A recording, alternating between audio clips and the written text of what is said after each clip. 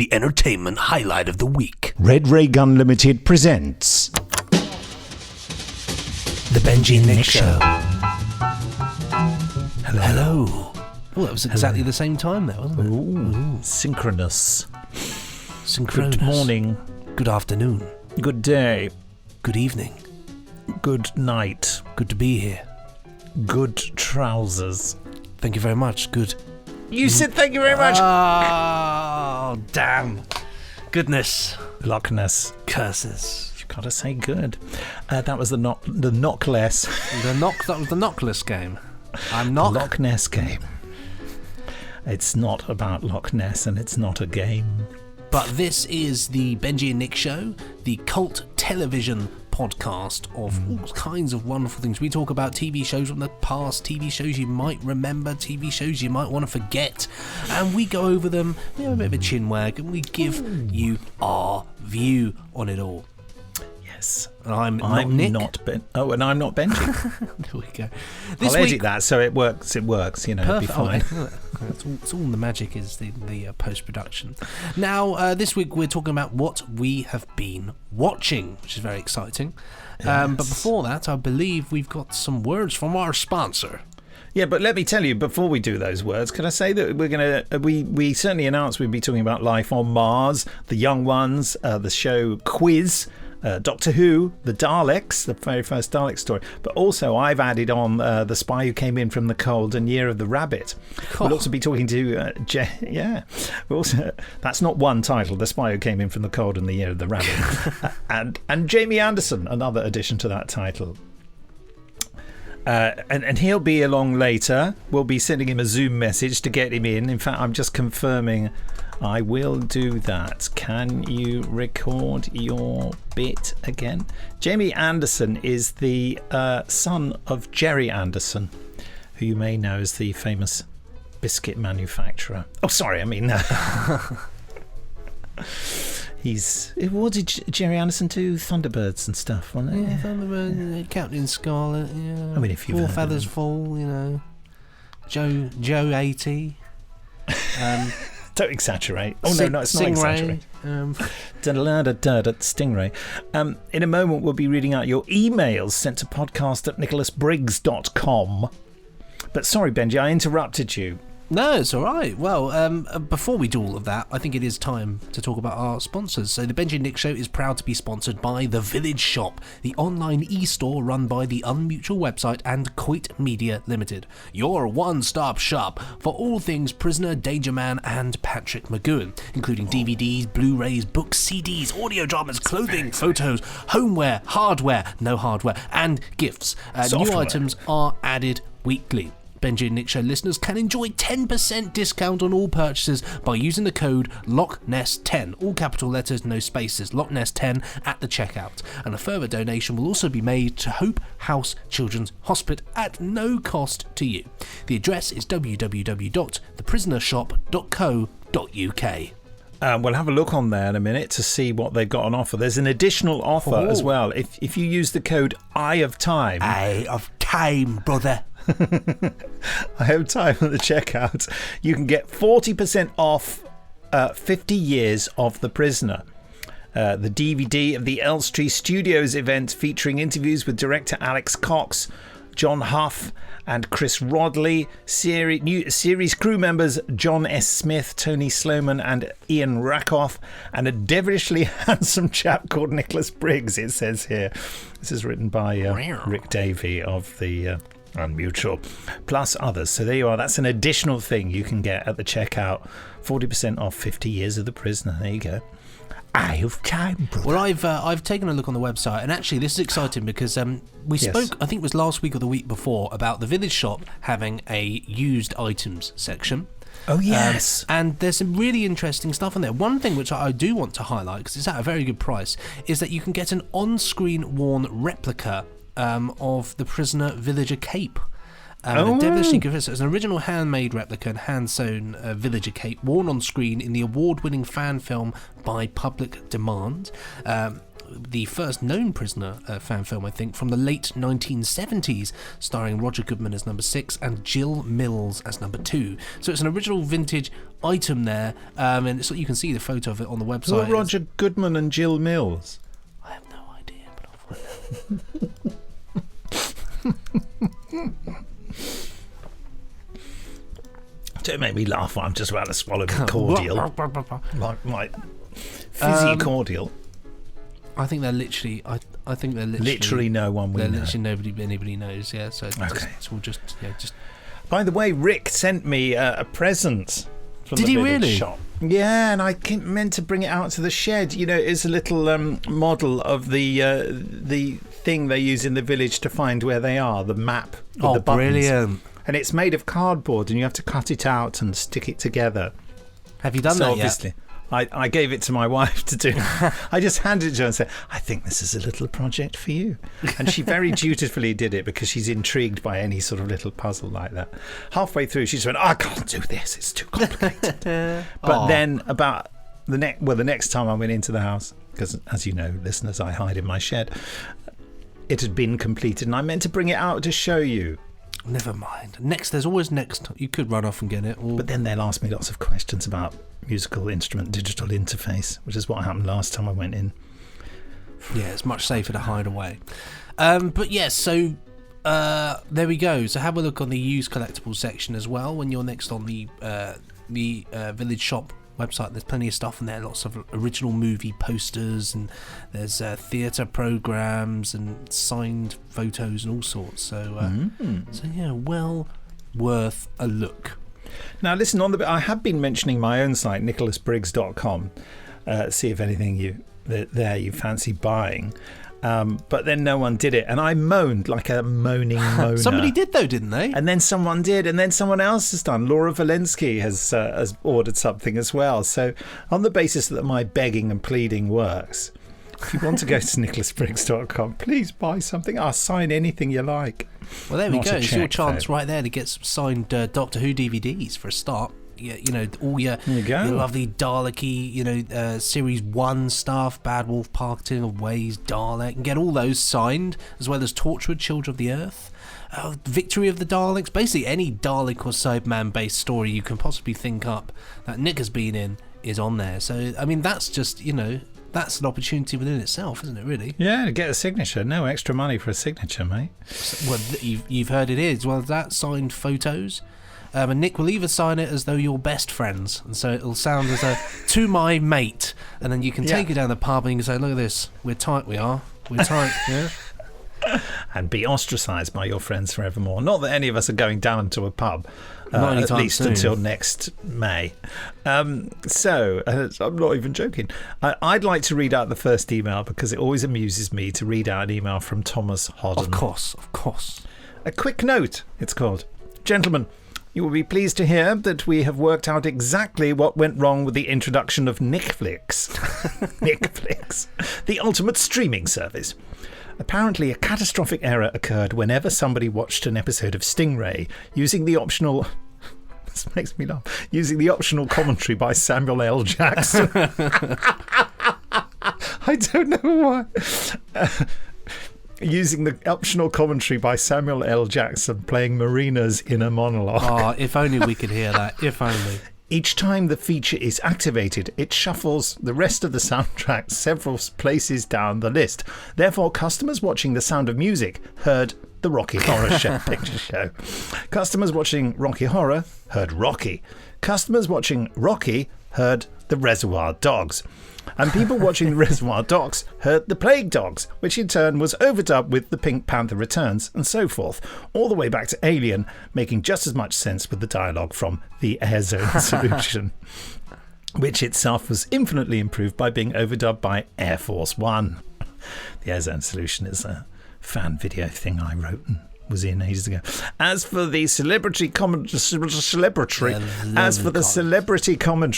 as well as your good selves, we have had promised feedback from the agency who are offering us Flipper, Beaker from the Muppets, Lord Skeletor, Scrappy-Doo, and the adults from Charlie Brown. I eagerly await the big launch. Yes. Yours, T.E. Hodden. T.E. Hodden. Thank you. He's whatever goes on in his brain. I love it. Give us some of that juice, because it's wonderful. Next one here, we've got subject new listener. Excellent. We love a new listener. Sent on the 20th of the 4th, 2020, in the year of our Lord 1602, the year in which tissue paper was invented. Really? No.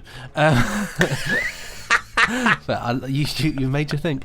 Hi, Benji and Nick. I've recently found your podcast after hosting a 70s and 80s TV night for some friends every week for 3 years now. Cool, that sounds fun.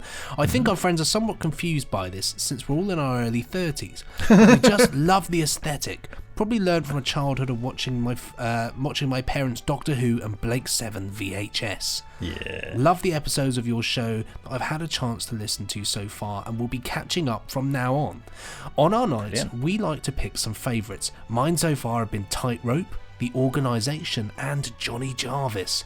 I wonder if these might interest you for covering in the future. Oh, there are some good selections there. Well, Tightrope. Did we actually do one on Tightrope? No, we didn't. We didn't do one on Tightrope, but we talked about Tightrope. Yeah. Yes, so maybe that's one we could do. I loved Tightrope. Absolutely loved it. I don't know what the organisation is, though. Do you? Let's have a look. The Or indeed organisation. Johnny Jarvis. I'll look at Johnny Jarvis, shall I? Johnny Jarvis. There's more from this email, but we must interrupt. What's the bets that the organisation is released by network? What are the odds? Johnny Jarvis. Oh my god, It is a network. The organisation, the complete series. What is it? So it's not like the Plane Makers, is it? Donald Sinden, Anton Roger, of course. Anton Rogers is just in everything. Bernard Hepton and Peter Egan star in this witty, sharply observed drama series, which reveals the intrigues, resentments, bewilderments, and betrayals of the staff of a large corporation. Based on writer Philip Mackey's own experiences, this award-winning series is available here for the first time. The Great Trick Organisation is a faceless multi-million pound concern dedicated to making more millions. In its headquarters, we meet the assortment of middle and junior executives, among them new boy Richard Pershaw, a handsome young hopeful who knows he's just walked into a jungle, press officer Rodney Sperling, widely known as the chairman's whipping boy, and PR head David Pullman, with his beautiful, ever-efficient but possibly treacherous secretary, Veronica. There we go. I say. Sounds good. 1972. Philip Mackey, he wrote An Englishman's Castle, I think. Which is fantastic. Which definitely got a 5 out of 5 from us, didn't it? Yeah. That's a great cast, isn't it? It's a superb cast. Johnny Jarvis is a 1983 British television drama series created and written by Nigel Williams, adapted from his novel of the same name. The series was directed by Alan Dosser and produced by Guy Slater for the BBC. The principal actors were Mark Farmer, Joanna Hargreaves, Ian Sears, Ulrich Riley and Jamie Foreman. So far, not knowing any of them. Jamie Foreman, who's... Today it is credited as capturing the zeitgeist of the early 1980s UK life. The adaptation was broadcast between the 10th of November and the 15th of December 1983. The signature tune for the series was provided by Gary Shaw and the music for the series by John Altman. It had been rumoured that the original series has been erased from the BBC's tape archives, preventing any further release, but extant copies on sale proved the rumour to be incorrect. Hey. It was released on DVD in November 2017. So what's it about, though? It's about 50-minute episodes. Oh, there's 50-minute episodes. It's 6 episodes, 50 minutes. Johnny Jarvis. The story centres on Johnny Jarvis and Alan Lipton, who are 2 teenagers in their final year of secondary school at a comprehensive in Hackney. Energetic, anxious and occasionally naive, the pair are on the brink of entering the adult world. I see. Sounds quite good. There's a picture of a girl here, Joanna Hargreaves, with ridiculous 1980s hair. Well, that was interesting, wasn't these it? are all that was us reading out Wikipedia. You don't have to look up Wikipedia. We do it for you. But there's definitely some new things there. It's wonderful, isn't it? Especially when we make this programme, in the sense that there are so many programmes that we still haven't touched, which brings us all hope, I think. Yeah. Carrying on the email here, I fancied asking you a couple of questions. One is, do you ever watch At the Earth's Core with Peter Cushing and pretend it's the third Amicus Doctor Who film? I do. I want to now. I want to sit Have you down. ever seen it? I've not. No, I've not. Oh, right. That's it. He's quite... But he's sort of doing that performance. He's a bit more... Yes. He's a bit more manic in it, and he has sort of strange lanky hair. He's a master of different looks, is old Peter, isn't he, as well? Second, what shows would you love to watch that don't seem to exist anywhere on DVD, VHS, or online?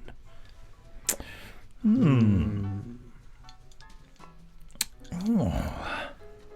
I mean, obviously there's Lost Doctor Who, but yes, but that's lost. I mean, I would have said a year or so ago, I would have said An Englishman's Castle, because that seemed not to be anywhere for quite some time, but bada boom, there it was. And then it suddenly appeared. Yeah. Oh, I can't think of one. That's got us thinking. I know that there was something that I found a couple of years later that I thought was just in my head for a long time, and that was, I had memories of when I was younger watching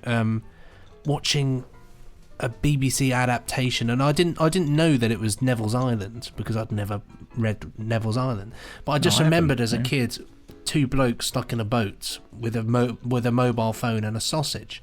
And I kept thinking, for years, I was like, why is there that? But then I discovered it was on DVD, the exact one with Martin Clunes and who else was in it? Timothy Spall.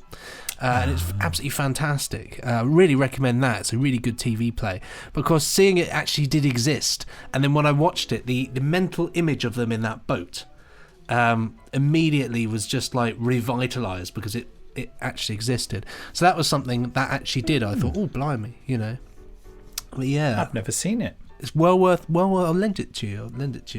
It's well worth a watch, that one. A good old Neville's Island. I can't think of any. Isn't that weird? I must think about that. Yeah, but folks, do write in if you can think of a TV series that you'd like to watch that doesn't seem to exist anywhere. So I can actually say something which made me laugh, actually. I'll tell you what it is. It was the episode... Hold on. It's just amusing because... so at the moment, this is topical as well to this particular podcast. So I've been filling my time lately with loads of old Coronation Street, because it's just that's what I always do when it comes to this is the one. When it comes to, like, when I have a long amount of time, I find that it's the perfect thing to keep going, because it carries on forever. There's always something to look forward to.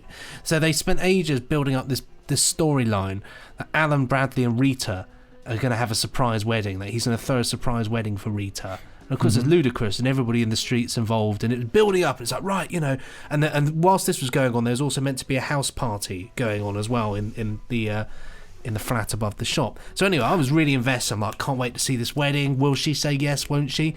Found out that the episode, which was the 5th of August 1987, episode 2749, is nowhere to be found, and so it skipped to the next one. So afterwards, I just see her miserable because she was annoyed. Inevitably, it's gone wrong. It's all gone wrong, and she didn't want to get married, and he's upset. And then I found that the party was it was like actually missing a party. It turns out the party was brilliant, and Alf Roberts spilt red wine all over a brand new 3-piece suite. So I feel like I'd missed a party and a wedding. So if How come that episode's gone missing? It's because the ITV show them, and then obviously I'm relying upon people to upload these episodes onto the internet, because there's so many of them. But of course, sometimes people haven't got a copy of these because they don't get broadcast that often. No. But I mean, I've got a lot to get through. I've already binged all of 1987 pretty much.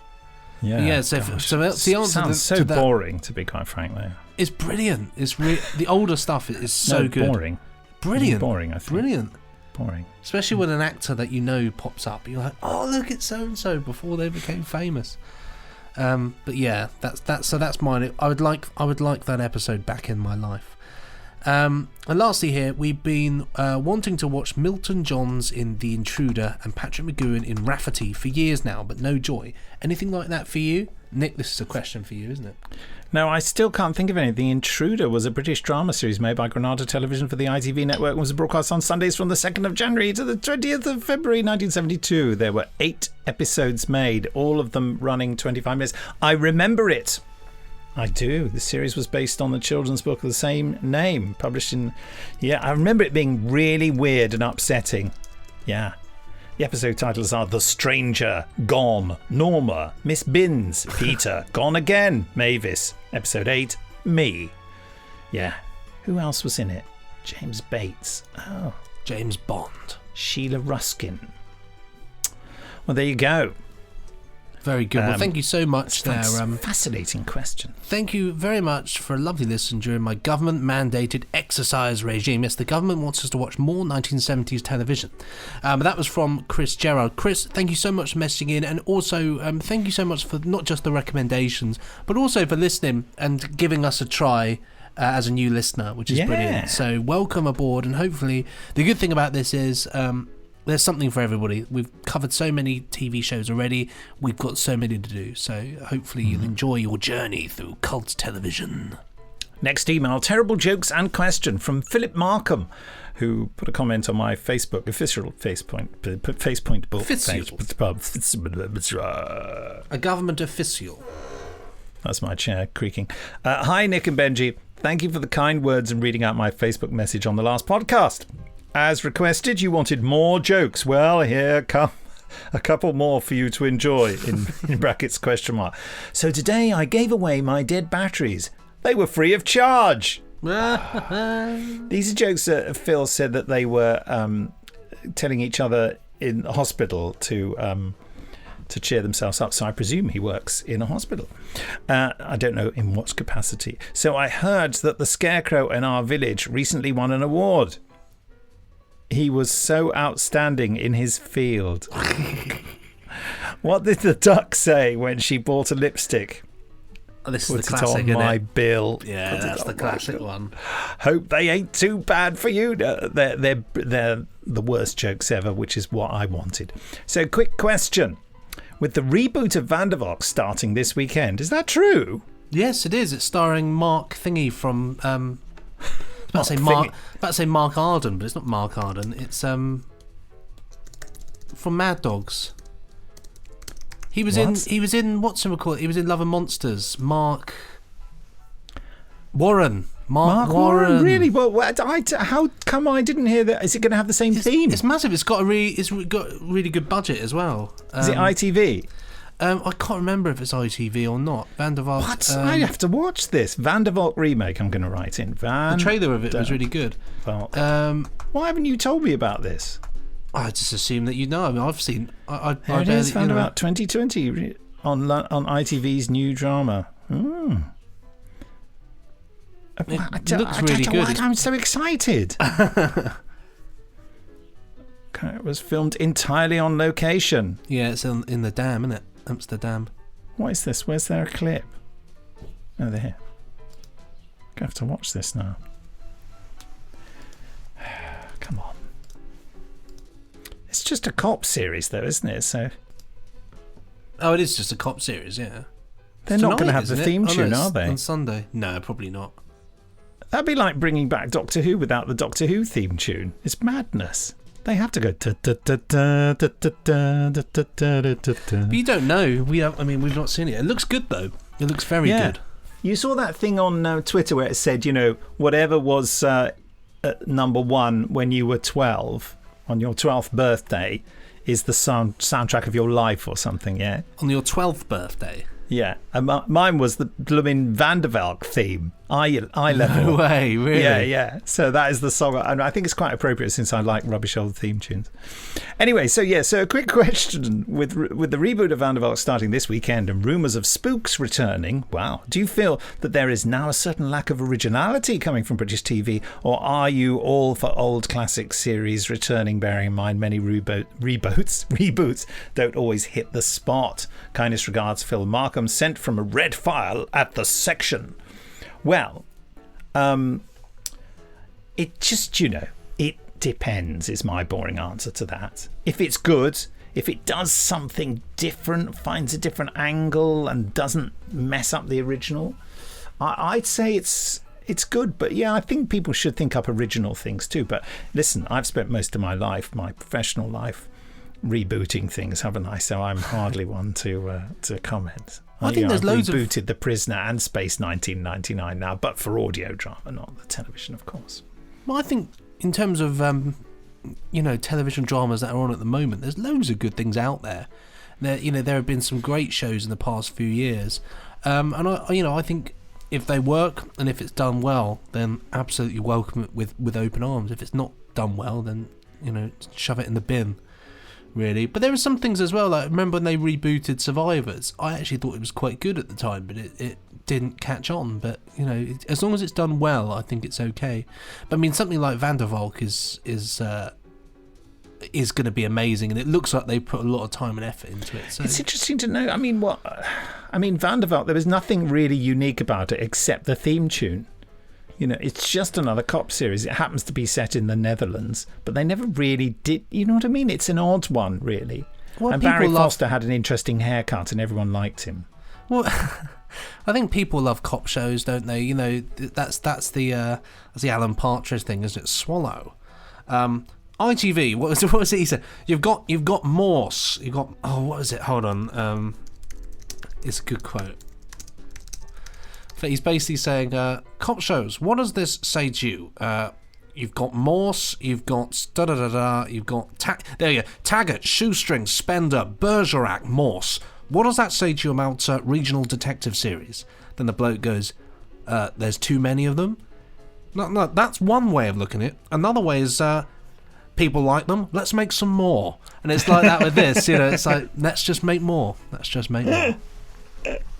What's Swallow then? His idea for one. Yeah, Swallow is a detective who he tackles vandalism. Bit of a maverick, not afraid to break the law if he thinks it's necessary. He's not a criminal, but he will perhaps travel 80 miles per hour on the motorway if, for example, he wants to get somewhere quickly. It's just so rubbish. So rubbish. Brilliant. Of course, he's a Norwich-based detective. And obviously has to be, yes. What have we been watching? Life on Mars. Now, you've been rewatching this, and it inspired me to rewatch it. It's just superb. I mean, I've sort of ended Sims. I was hit by a car. Have I gone mad? I'm in 1973. Sorry, I was just doing my version. Am I mad in a coma, or have I really gone back in time? I was sucked into rewatch this. I love it, and I know it so well. But a lot of people who aren't into like old telly anyway and things like that, a lot of just my friends have been saying, I've been watching Life on Mars lately. One of them is a girl. And they're revamping that, aren't they? I think they're doing something to it. Yeah, I think it's going to take place in lots of different times. I don't quite know, but yeah, my friend Hannah, who I went to college with, I used to sit next to her in Classic Civilizations. Back in the day, she messaged me and said, she said, this type of thing you like, isn't it? The Life on Mars. I said, yes, oh my god, I love Life on Mars, and we've been chatting about it. But it's just fantastic. It's absolute, in my opinion, it's probably some of the best television this side of the millennium. Yes, I think you're right. When did it come out? Oh, it would have been about early 2000s. It would have been... I'm sorry about any background noise. My shed, because of the lockdown, some people are being very noisy next door. So we've all played into that. Everybody's out and about, aren't they? In their gardens. January 2006. Oh, right. Oh, so it was around about the time I became exec producer of Big Finish. Yes, I remember. Now, the interesting thing for me is that watching it again, I'm absolutely loving it. And I remember being slightly less enthusiastic about it when it was first on. Isn't that weird? And yet it's totally my cup of tea. I was just clearly in the wrong state of mind. His head wasn't in the game, yeah. Isn't that weird? But I've watched 2 episodes and love it. Absolutely love it. And can't wait to see more. And then I will go on to Ashes to Ashes. Which I never really got. I didn't even try that because I thought, what's the point of that? That doesn't make sense to me. So I will be more tolerant of it when I get there, hopefully. So yeah, we're just saying it's great. It's so stylish. John Sims is amazing. And who's the guy who plays Glenister? Glenister as Gene Hunt. who goes on to star in Ashes to Ashes. I think the thing about it that makes it so utterly brilliant is the level of detail that they go into world building to build that 70s world, because it's very... This is the thing, though, as somebody myself, I love the 70s as well, and a lot of people always, I've spent my life with people saying, why do you love the 70s? It was rubbish. But what I like about this is that they give a very no-frills kind of view of the 70s in a way that it was like, it's nostalgic, but it's not like the groovy 70s. It's not like this ridiculous kind of caricature of the 70s. It's pretty gritty and pretty raw. It's the 1970s where it was worthwhile stealing 27p from someone. It's just 27p. I mean, who'd steal that? One of the policemen says, well, I would. And of course, 27p was... It felt like a lot more money back in those days. A pound was like, whoa, I've got a pound, me. It's incredible. That's the beauty. It's that niche, that little tiny, the level of in the way in which it operates, and it's just, I love it. Well, I was a teenager in the 70s, so I remember the 70s very well, and this is very, absolutely, it's got the right feel to it. My wife said to me while we were watching it, she said, would you like to go back to the 1970s? And I just said, crikey, no. I mean, it's horrible, really. So many horrible things about it. So no, blimey. But still great nostalgia to watch, and a really good drama. And also Liz White, who plays the police WPC. What's her character's name? She plays... what is her name in it? Annie. Annie, yes, Annie... I was about to say Annie Walker, but no, that's the lady from... She's the landlady of the Rover's Return. Annie Cartwright. Annie Cartwright, yeah. Well, Liz White is fantastic. She came in and did a big finish. We did in Colin Baker's finale that I wrote, and she was this other Time Lord who'd become... Anyway, she was amazing. She's just like Annie Cartwright. She called me Chucky all the time. All right, Chucky, come on then, let's do a scene, shall we? Oh, bless her. She's a real character, really lovely person, and I don't know why she's not more of a star. I mean, she was absolutely fantastic in this, but I mean, she's done well for herself, I think. But you know what I mean? Why did she never get to star in a TV series? I mean, this, she's got bags of charisma. What happened to her career? Look her up, Liz White. She's still working. She's been she's in Our Girl at the moment. Moving on, Brexit, the Uncivil War, the Halcyon. So she's working. Yeah, she just. I think. Call the Midwife. She did. Yeah, 2 episodes of that. Right. I only watched the first series of that. Got bored of it. She's in Doctor Who, The Snowmen. Was she? Yeah, played Alice. The maid who faints. Yes, that's right. Yes. She's good in Life on Mars, because she's got that sort of level of... the character itself is quite innocent and kind of... She's got such a 70s face as well, hasn't she? Oh, she has. Looks like a girl from the 70s. It's brilliant casting. But there's that interesting thing, especially with the sexism that goes on in Life on Mars with her. Because it is this level of actually... she kind of accepts that that's her... what's the term? A woman's lot. But she accepts that that's the way things are and that's how it is. At that time. But then there is a level throughout the series that she gradually kind of begins to, I think later on she becomes she gets out of the uniform and is able to do her own thing. But she sort of slowly becomes a character in her own right, in the sense that she shakes off that level of kind of horrible 70s sexism. But it's just interesting the way that it does give... They really do, take on a lot of issues. I mean, I remember there was an episode with racism in it, and it was really uncomfortable. I found it really uncomfortable to watch. Well, that's one of the things that the series is trying to do, isn't it? Sort of highlight that kind of stuff. I noticed that there's that bit where John Sims' character invites Annie forward to talk about the psychological profile of a potential criminal, because she did psychology at university, and she looks at him as if to say, don't ask me to speak in front of these men, and they're all kind of like, all right, love, get back to the kitchen, and it's just... But she does well for herself. No, it's good, we love it. The Young Ones you've been watching. Yeah, I've revisited... Well, I used to love The Young Ones as a kid. I spent my time growing up watching that, and it's on BritBox, so I absolutely dived in to get involved. I just think it's brilliant. I think it's arguably some of the best comedy on on the BBC of all time. I think it just breaks all the boundaries in every place. I was at drama school in my second year, I think. Was it the second year? Or was it my third year? I can't remember. But I was definitely at drama school when it started. And it's like, oh, this new series? And there was very much this idea that it was going to be like the new Monty Python, the new cutting edge thing. And it didn't disappoint. I was slightly disapproving of it because I really liked Monty Python, didn't want anything to take its place. But I really got into it and liked it, yeah. I almost don't want to watch it again in case I don't find it funny anymore. But I found it raucously funny in the 1980s. I just think, I mean, I like it because it's just there's something so wonderfully anarchic about it, which makes it fantastic. But all the characters in it are brilliant, and that's what I think really shines through. Like Rick Mayall giving just the best performance anyway. But you've got Nigel Planer, Neil. Oh yeah, who's just. Of course, I've worked with Nigel a lot since. Yeah, you did the tour with him, didn't you? I did. Yeah, did a tour with him. And he's not like that at all. But he must get it everywhere with people, referencing it to him, He loves it. He's fine with it, yeah. And he's a very good actor and a very nice man, really intelligent man, a good writer, he's lovely, yeah. But, yeah, I mean, I highly recommend, if you've not seen The Young Ones, or if you like Bottom's really funny. I couldn't stomach that. I just think there's something about it. It was funny watching it back because I used to watch it a lot as a kid. I remember buying the VHS copies, 2 massive double VHSs, the big chunky ones, and watching them. I watched them to death, and I'd just be lending the tapes to my friends at school. Say, you got to watch this,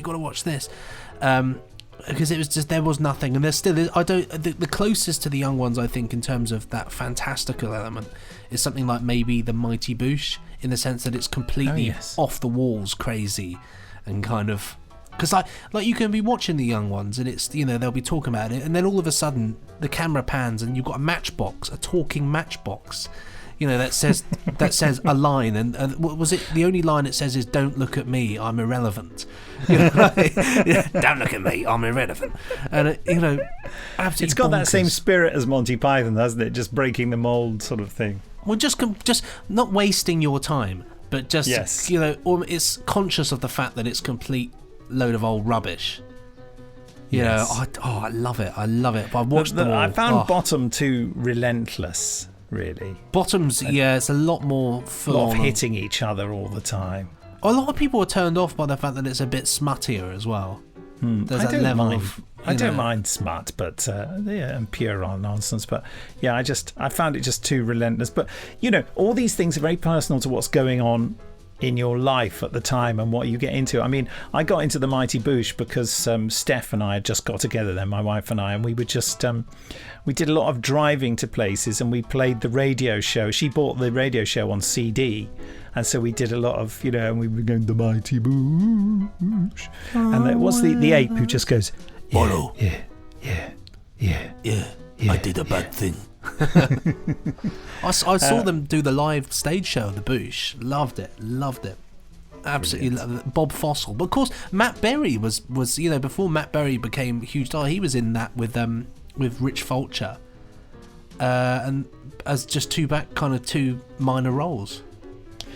Well, it's interesting you should mention him. Perhaps I should jump forward to Year of the Rabbit. Have you seen it? I've not seen it. No, it's on my list of things to see. It's on BritBox. Just do it.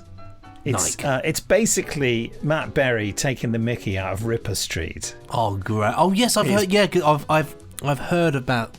This is really funny.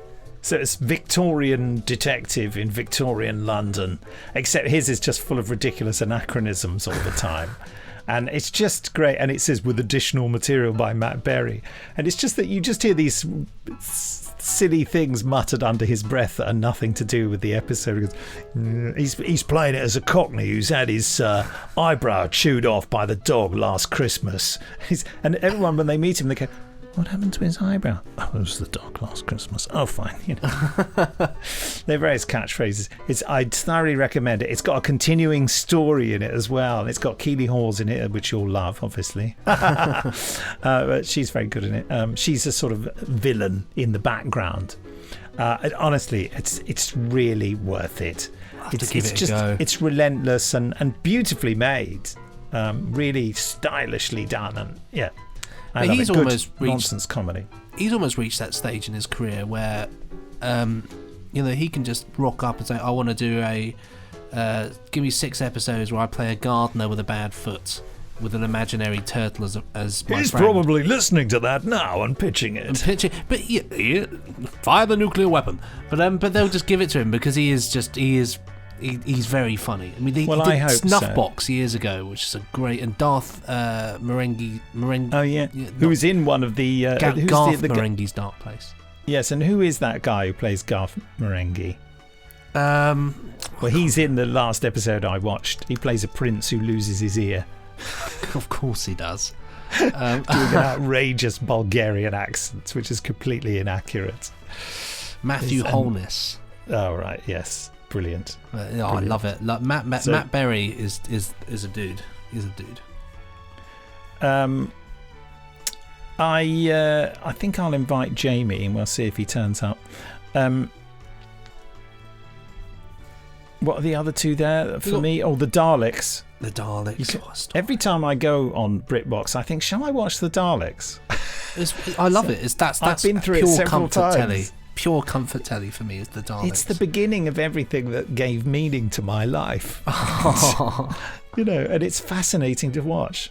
I know the story better from reading the book and watching the film, so it's lovely to just watch the original. There's something about it though, the pace, the lovely slow pace of it. I just really enjoy. There's just something. I love all that this business in the corridors, and just the Daleks in this are a very different beast to what they become. In a way, and the voices. They don't have much modulation on them. They do they? are very sort of low like that at times. Yes, aren't they? It's a lot more staggered as well. Our power is, it is the end of the Daleks. And they say, even if I knew how to, I wouldn't, or something. And then the Dalek just goes, ah! And his eye stick just goes up. Yeah, it's why didn't they keep up with the eyes?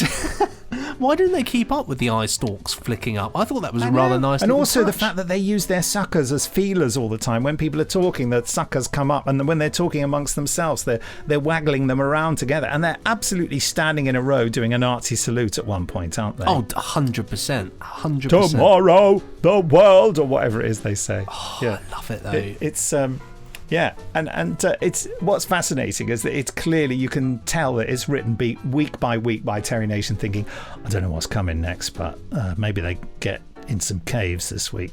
And then there's my favourite awful bit is when they're climbing on in the caves, and they're doing this really stand-up business of making a polystyrene set look convincingly, and there's a bit where one of them just sort of pulls at the set. They get a bit carried away and think it's real. Bear in mind it's shot continuously, and they pull off a section of polystyrene, and suddenly there's just this white area left where polystyrene is real. And there's just a moment where you see the actors kind of going, it's polystyrene, carry on, we can't cut, and they carry on, and you can see they want to kind of put their hand over it to stop it showing. Like, it's just, I remember when I first saw it, I think it was at the National Film Theatre, which is now the BFI there on the South Bank, and I remember and on a big screen that white just showed up, so that it was as big as your head, But that's the whole that as an episode. That's the one I don't like, is that going back and doing all that business. You could just not get rid of it and it wouldn't matter. It's totally a filler episode. It's complete filler. He had no idea what was coming next, I don't think. But I would maintain that my favourite Doctor Who cliffhanger of all time is, and I think it's just a work of arts the way it's done, is the fluid link, the fluid link, and the camera just pans and you see all of their faces, and it moves across through the TARDIS. I just think that is a wonderful moment. The music, Tristram Carey's wonderful score, gradually rising, and it kind of goes, and it gives me shivers thinking about it. But I just think it's wonderful. I remember when I saw that for the first time, and it was a real you thought you were safe, but you're not safe anymore. You've got to go all the way back. Brilliant. I have a weird relationship with the story visually, because the first I ever saw of it was in a thing called the Dalek Book, a big blue annual of Dalek adventures. Sorry, there's a helicopter noise in the background. It's the Dalek Book being dropped in by air. There's a photo story in the middle, which is all about the Doctor's granddaughter Susan going back to Skaro in the TARDIS on her own. And obviously they didn't have the rights to use Doctor Who in it, but they somehow had the rights to use Susan. So they've used photographs, telesnaps from the Daleks to create an adventure. And so when I finally saw the Daleks, I thought the series, so much of it, I thought, that's that bit from the Dalek annual, just there. And it's always bits that, just before the Doctor comes into frame and things. And there are various bits where they've tried to sort of not Photoshop, but etch out. What did they used to call it before? It was airbrush out. The Doctor holding the side of the Dalek and pulling it up, where she's just sitting there, and it's meant to be just her on her own with the Dalek. And they're completely different interpretations of the photo and what they mean, So it's... Yes, it's an interesting one, he said in inverted commas. The Spy Who Came In From the Cold, which is a film based on a John le Carré novel of the same title, starring Richard Burton as, is it Alec Loomis or something? Lemus, who plays the main character, but also George Smiley, famous as the main character in Tinker Tailor Soldier Spy and Smiley's People. He's in it in a minor part. I just urge you to go and watch this film. 1960s, isn't it? Yes. Yes, it is. I'm podcasting. Sorry, I forgot to turn my podcasting light on outside. It's a gorgeously visual production as well. I'm loving all the set design as well, and all the outside stuff with the streets. And I'm just watching the preview of it on YouTube at the moment. I think it was shot in Ireland mostly, because it said Something Studios Ireland and Shepperton Studios London. I think they did the interiors in London with the exteriors in Ireland. And there's a whole business. There's a whole thing of East Berlin and Checkpoint Charlie and all that right at the beginning that I was telling you about earlier, wasn't I? Before the podcast. Let's have a look. We'll see where it was filmed. And of course they couldn't have filmed in Berlin, because of course there still was the Berlin Wall when this film was being made, so they wouldn't have been allowed to film at Checkpoint Charlie, the crossing point. So they must have reconstructed this on the streets of Ireland. It says Ardmore Studios in Ireland and England Shepperton Studios.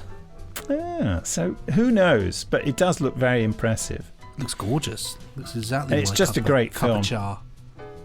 I'm just admitting Jamie Anderson to our little Zoom conversation here. Jamie! Hello. Hello. Welcome. I only just got your thingy-majigger, so sorry if I'm late. Anyway, thank you, Jamie Anderson. You've got a new microphone. It's the same microphone, but it is now on a stand, because I was constantly bashing into it. It was being shaken by my spinning hard drive, and it was always in the way, and now I can shove it right out the way. Have you gone for one of the big arms? Yes. Yes. Yeah, there we go. They're brilliant. I live for the extender arm. Yes. Now, of course, extender arm. My audio has all gone all funny now. Hang on. Extender arm. There we go. This bit of the podcast, Jamie may be inaudible. No, I'll be audible, but you're also audible, annoyingly, but you're not now. Oh, thank goodness, he can't hear us.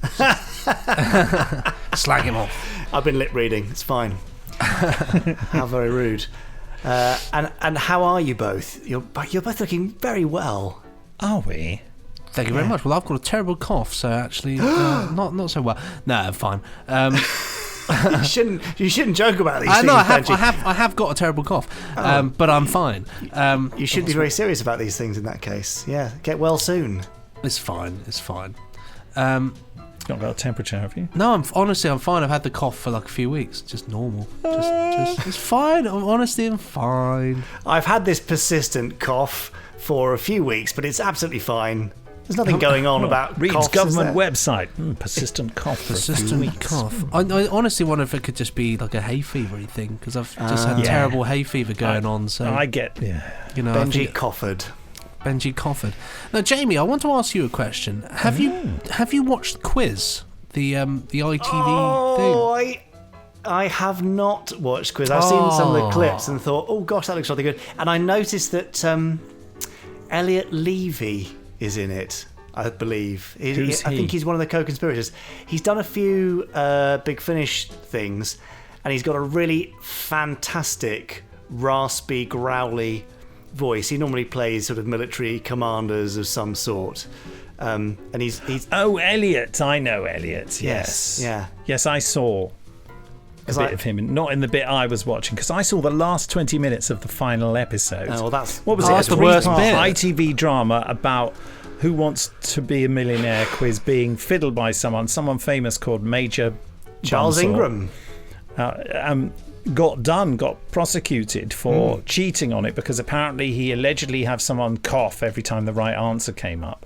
It's quite controversial. Yeah, Benji, was that the right answer? That was the right answer. It's quite controversial because the video that ITV made to prove that this was true, because everyone in the production team believed it true, but strangely enough, the host, Chris Tarrant, didn't believe it to be true, interestingly, and he was the guy there with him, opposite him. When they made the video, they upped the level of the coughs, so the coughs become much obvious, and you could do that with any winner. They did it with the previous winner, the defence team, and showed that people were coughing during that as well. So the drama, this is me speaking controversially, Benji will disagree, but the drama seems to point to saying this guy is innocent, and That's he was the way it's portrayed, he was incorrectly convicted, and the judge clearly thought it was rubbish. He gave him an 18-month suspended sentence, suspended for 2 years, which basically meant he was publicly declared guilty, but practically innocent because he wasn't given a real punishment at all. Just sort of suspend it. I mean, I personally, so watching that, you would think that He won $1 million, but then had it taken off him, presumably. Well, you're never gonna drop the fact that you could potentially be owed $1 million is the thing. But he's still fighting to prove his innocence, isn't he? Apparently so. I mean, I watched a documentary called Major Fraud, which was broadcast a couple of years later, in which you can watch. This is the tape in which they up the coughs and all that business. But I would say watching that and watching not just his performance but also the wife's performance, guilty as muck, 100%. You can just see it written all over her face. She is really on edge, in a way, not in a way like my husband is up there and he could lose all this money. She's on edge because she's looking around and she's making sure, she's looking guilty. down.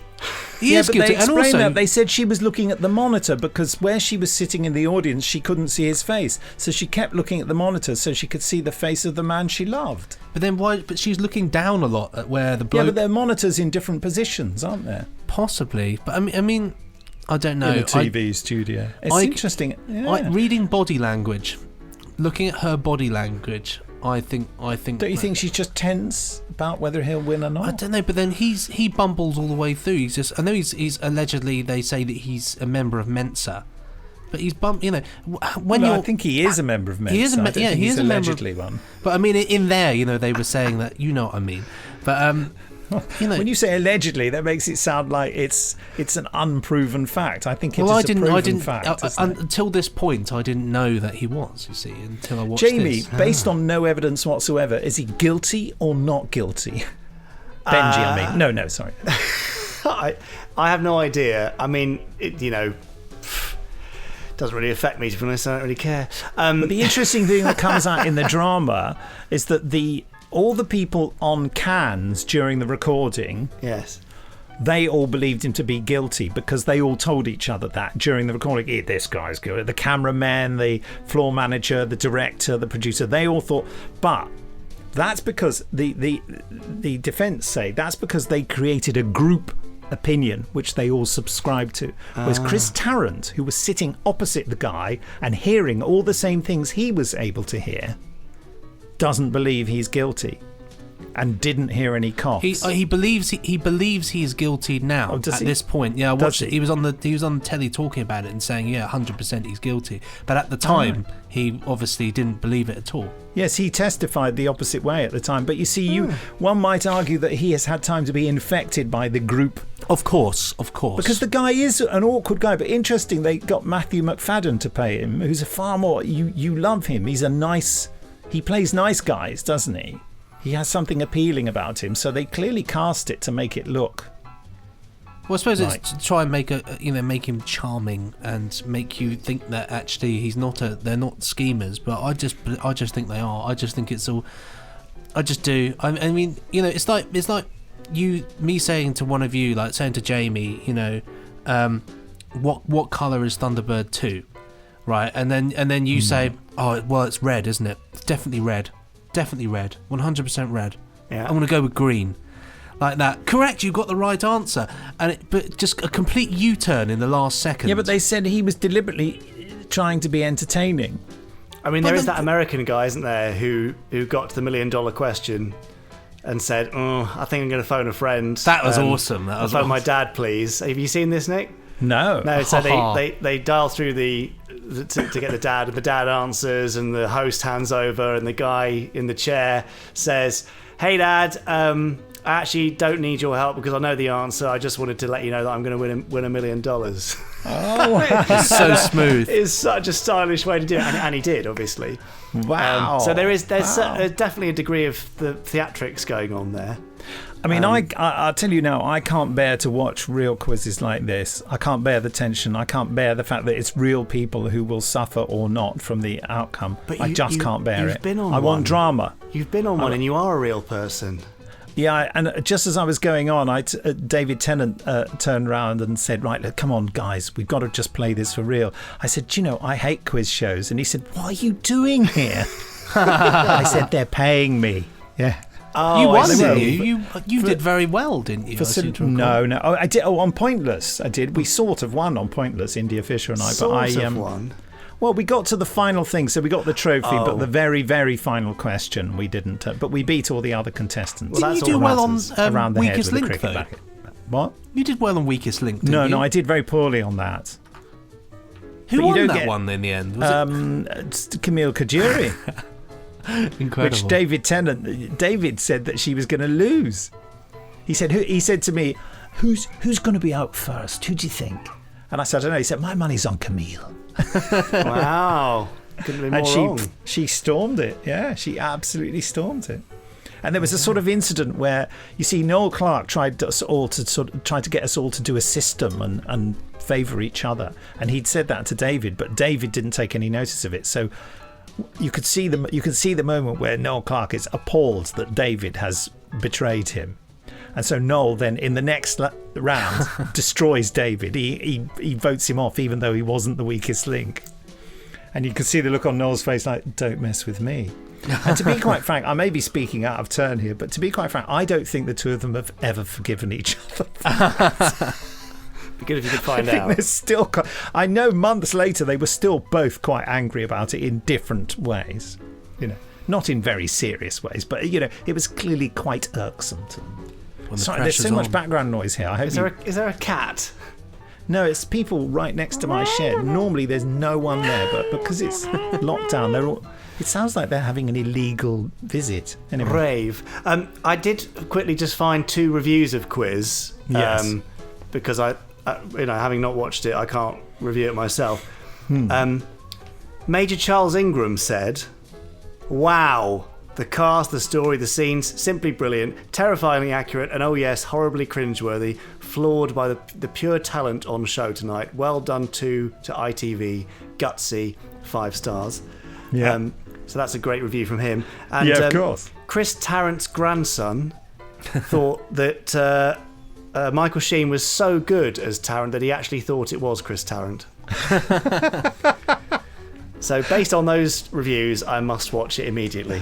It's very. I mean, I didn't know what the ending was in real life. That's what, and I was really disappointed by the ending because the drama was pointing to the opposite ending. The drama was saying he is innocent, and then they said, "Oh, and he was found guilty." And I went, "What?" The way you wrote this drama. Also, there's a whole load of rubbish in there where he sees himself on television doing a dance with Chris Tarrant. Yeah, that was stupid. And it's like he's trying to be Dennis Potter, the writer. It's like, I'll put a song and dance routine in because that's the sort of thing Dennis Potter used to do. But Who wrote it? Shall I find out? Yeah, I think it's someone who might have written Doctor Who. I think it's somebody who might be a friend of yours. Might have been a friend of yours. No, it's not someone. James Graham. Oh. Yeah, did he write some Doctor Who? What episodes of Doctor Who did James Graham write? There's very loud stuff going on there. I know. He didn't do any Doctor Who. Didn't he? No, he did The Crown, Brexit, The Uncivil War, Finding Neverland. Oh, well, yeah, he's the proper job, isn't he? I recommend you watch it. I thought it was some of the best telly I've seen for a long time. Is it going to be on BritBox? Hopefully it will be. In a minute, it'll be on ITV Player. Now. Yeah, but I'm not watching it on that. I have to watch commercials. I'm not watching commercials, mate. Come on, man. Come on. I can't be bothered. I don't want people to sell me stuff. I just want to sell stuff to people. Jamie, the other things we've been discussing are, you have to say yes or no whether you've seen them. Yes. Well, you haven't said anything yet. Life on Mars. Oh, very few episodes a long time ago. The Young Ones. Yes. Do you like it? Yes. Doctor Who, The Daleks. Yes. The Sound Spy like one. Who Came In From the Cold. What? It's a John le Carre novel adapted as a film starring Richard Burton. Well, I still back don't know in what the it was 60s. because Zoom cut you off, so you just went. But That was the title of it. The great. Spy Who Came In From the Cold. oh no, I no. Even though I know the title, I've still not seen it. Still not. And did you enjoy the Daleks? When did you last see the Daleks? They popped round for tea. Oh, a long time ago. 10 years? Wow. Wow. Maybe I'll watch it again on BritBox. All right, I will. Thank you for the hearty recommendation. It's great fun. There's this feeling that Terry Nation was making it up as he went along. Right. Unlike most fictional things, which are Well, not made up at all. Planned, making Oh, up I as see, he went sorry. along being the key phrase. Okay, fine. I think he got to each cliffhanger and thought, don't know what's going to happen next, but I'll That see makes what it more goes. exciting, doesn't it? Yeah. You don't want to plan your way out of these things. That's not what happens in real life. Real life, cliffhanger faces you, and then you go, bloody hell, I better get out of this one. Well, So- absolutely. I think you should do that when you're writing, but then you should get to the end and then go back and make some more sense of it. Well, that is my guide to writing. that's what someone who's got too much time on his hands says there. Terry Nation, very busy man. He was, just He tossing needed it to off. earn and fast. Yeah, exactly. Tony Hancock had sacked him. He needed to get He some needed money. the doubloons, yeah. That's true. I don't think he would have denied that either. Yeah. He took the money and ran like a thief in the night, is the phrase he used, wasn't it, about writing the Daleks? Fair. Thief in the night. Was it John Pertwee used to say about that? Take the money, go and buy yourself something nice. That's what John Pertwee used to say. Quite right too. Good lad, good lad. So, Jamie, Yeah. anything else? Not really. No. Okay. Any ideas what we should do next week? Just looking round. Maybe tidy up your office for you? Oh, it's a total tip, isn't it? Everything that was up there is now down here. I'm pointing up to a mezzanine listener. He's got a mezzanine. It's all down a mezzanine. there. Yeah, I don't know really. Benji? I don't know. We haven't. Well, we should probably continue our commentary. To be honest, we haven't done those in ages. Oh, right. Where were we up to, though? I can't remember. Well, exactly. Planet of the Daleks, episode 3, isn't it? And the Sunmakers 4 Is it? or 3. So it's We'll do some Very research. well and- organised. This. We'll do some research and let you know. No, we have to say now, because otherwise... Covers. Okay, we'll do next Planet of the Daleks because that's fun. What is it? Episode 3 of Planet of the Daleks, isn't You it? sure? Have a look. I'm going to look check. at nicholasbriggs.com. Really good site. I don't know whether you've heard of it, folks. I have never heard of it. So we did Lizzie. When's the last? Planet of the Daleks Part 2. So yes, Planet of the Daleks Part 3, the commentary. How fun. Whoa, I nearly smashed a glass then. Brilliant. Whoa. Jamie, do you want to join us for the commentary next week? Yeah, why not? That'd be Planet fun. of the wouldn't Daleks it? Part 3. We'll watch it on BritBox. You've got BritBox, haven't you? Yeah, well, I've got it on DVD as well, so Dufter. Oh, Dufter. I could do any of these things. Very exciting. Hey, listen, folks, by the way, talking about television channel providers, Talking Pictures TV is a channel I watch a lot, and I think Benji watches a bit. I don't know whether you do, Jamie, do you? I've love it, watched yeah. it. You've watched it. Well, they're in a bit of trouble at the moment. They've put a sort of plea out saying, listen, guys, it's really tough for us because a lot of our advertisers are not advertising anymore. So I just wanted to say to anyone listening who loves Talking Pictures TV and all the fantastic old TV and movies on there, please retweet their schedules, retweet stuff, post it on Facebook. Just get the community going. If you love Talking Pictures and want to keep it, I'm not getting any money for saying this, by the way. No, we've got to help them out, and because they are fantastic. They're fantastic, and if you've not heard of it, then check them out. Let me find out what number it is. It's on channel 81 on Freeview, but I don't know what it is on Sky and all the other rubbish. So if you're on, here we go. So on Virgin TV it's 445, on Freesat it's 306, Freeview and YouView it's 81, and on Sky digital satellite platform it's channel 328. Perfect. There you go. And the most direct way to support them, by the way, beyond retweeting and stuff, if you want to support them financially by buying a thing, then Renown Pictures is the company that runs it. And if you go to their site, renownfilms.co.uk, you can buy things there which directly support the channel, or so I'm told. Really brilliant news. There you go. Do a bit of that then, folks. I just wanted to help them. I mean, I think my life will be Poorer. all the poorer if they go downhill. So fingers crossed we can help Talking Pictures TV. They also do their stuff from a shed in the garden, so I feel some affinity with them. Another shed person. And they've also showed Devil Girl from Mars, which Dad was a sound editor.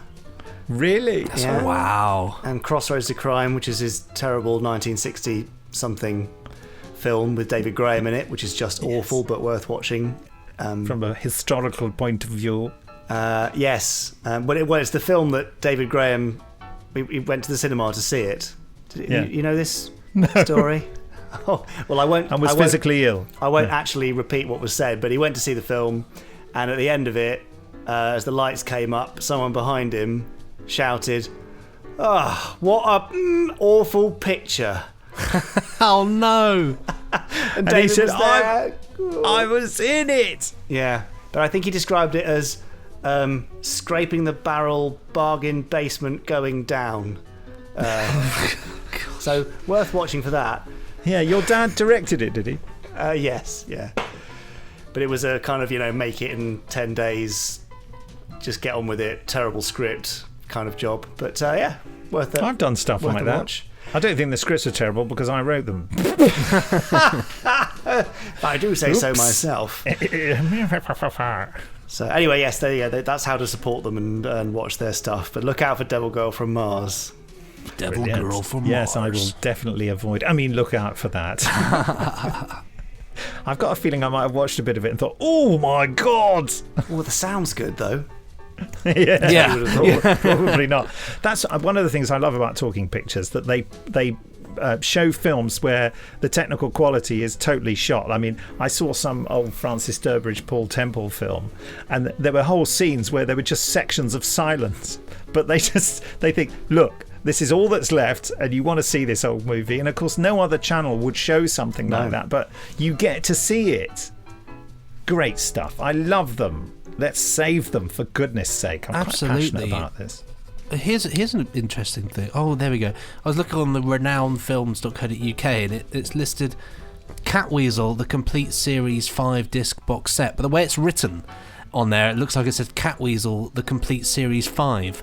Yes, like, what? 5? What? I thought they only made 2. You discover there. Well, there we go. If you want to support them, I had to do some maths there. 3 other series of Catweasel. Go to Renown Pictures and pick up Catweasel, the complete series for 30 quid from Renown. Go on, do it, because that is pretty much our catchphrase at the moment. Bird of night, hoot not. And you can get Paul Temple on there as well. Paul Temple and the Top, the collection. Come on. So there we go. Well, on that bombshell then, I think it's time to get nice and close to the microphone now. I'm doing the same thing. It's very nice, isn't it? It's quite an intimate experience. Don't forget to send your emails to podcast@nicholasbriggs.com. Don't forget. And it's goodbye from me. It's goodbye from me. And from me, the interloper. Goodbye. See you next week for Planet of the Daleks. Pressing stop now. It's ka-chunk.